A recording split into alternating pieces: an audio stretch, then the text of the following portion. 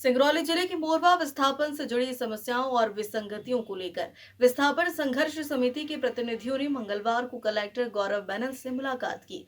प्रतिनिधिमंडल ने कलेक्टर को ज्ञापन सौंपते हुए लार अधिनियम 2013 और कोल इंडिया लिमिटेड की R&R पॉलिसी 2022 के तहत सभी विस्थापित परिवारों को समान मुआवजा एवं पुनर्वास लाभ दिए जाने की मांग रखी है। उन्होंने बताया कि वर्तमान पुनर्वास योजना में भू अधिग्रहित और गैर भू अधिग्रहित परिवारों के बीच मुआवजा राशि और आवासीय प्लॉट के आकार में भारी असमानता है, जिससे विस्थापित परिवारों में रोष व्याप्त है।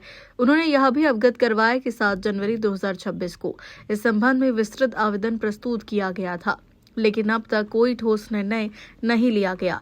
विस्थापितों के अनुसार कलेक्टर गौरव बैनल ने प्रतिनिधियों की बातों को गंभीरता से सुनते हुए आश्वासन दिया कि मोरवा विस्थापन में व्याप्त सभी विसंगतियों की समीक्षा कर 1 सप्ताह के भीतर समाधान की दिशा में आवश्यक कार्रवाई की जाएगी।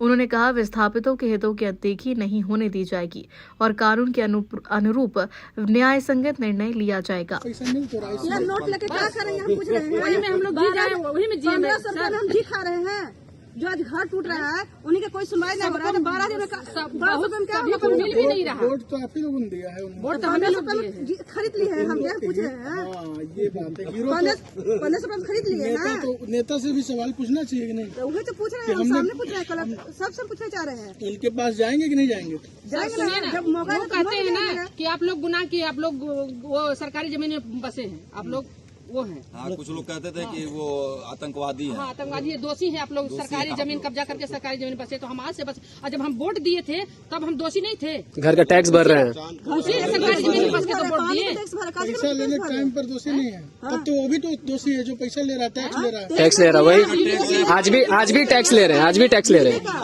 अभी भी टैक्स ले रहे हैं। माफी हो गया सर, फिर भी टैक्स भर रहे हैं। टैक्स भरिएगा तभी आपको मुआवजा दिया जाएगा। क्या चाहते हैं आप लोग? बराबर का विस्थापन, एक समान विस्थापन हो। कितना होता है उसका, क्या कुछ है? बस एक छोटी सी मांग है कि मढ़ौली में पिछले बार भी विस्थापन हुआ है, इस बार भी हो रहा है। पिछले में आधे का हो चुका है, आधे का भी शेष है। जो पिछले में एक समान सभी को विस्थापन लाभ दिया गया, चाहे पट्टेधारी हो चाहे गैर पट्टाधारी हो, सरकारी जमीन पर निवास करने वाला हो या अनुबंध पे निवास करने वाला है, सबका एक समान विस्थापन लाभ दिया गया था। बस वही नियम इसमें भी लागू कर दिया, चाहे कोल इंडिया पॉलिसी वही है, लार एक्ट कानून वही है, उसमें कोई बदलाव नहीं हुआ है। हमारी सिर्फ एक ही मांग है कि सबको एक समान विस्थापन लाभ दिया। क्या वहाँ पे समस्या ये है कि खदान नज़दीक आ गए हैं, ब्लास्टिंग हो रहा है, घर हिल रहे हैं। 12 बजे ब्लास्टिंग होती है, 1 बजे के करीब, तो मतलब ये लगा रहता है कि कहीं घर गिर जाए, बच्चे जो है दब न जाए उस पर। ये हमेशा वो रहती है। उस समय जैसे होता है, उस आदमी उस समय 10-15 मिनट पहले घर से बाहर आ जाता है ताकि कोई हादसा ना हो।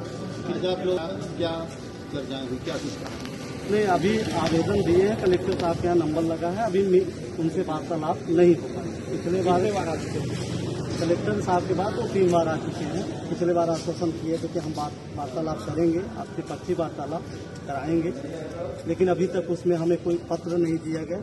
वही स्मरण पत्र देने के लिए आए हुए हैं कि भैया कलेक्टर महोदय जी, आप हम लोगों का या तो खुद निराकरण कीजिए या त्रिपक्षीय वार्तालाप करके।